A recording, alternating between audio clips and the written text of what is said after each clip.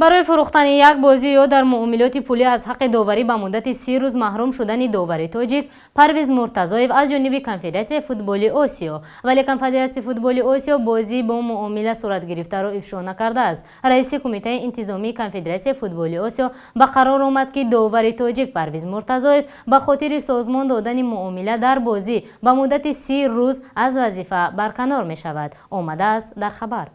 رد صلاحیت اولا تنها به بازی ها داخل دارد که زیر نظارت کنفدراسیون فوتبال آسیا در آسیا می‌گذرد. مسئولین فوتبال آسیا گفتند که تحقیق این مسئله هنوز پایان نرفته است و قرار نهایی تنها بعد انجام آن صادر می شود.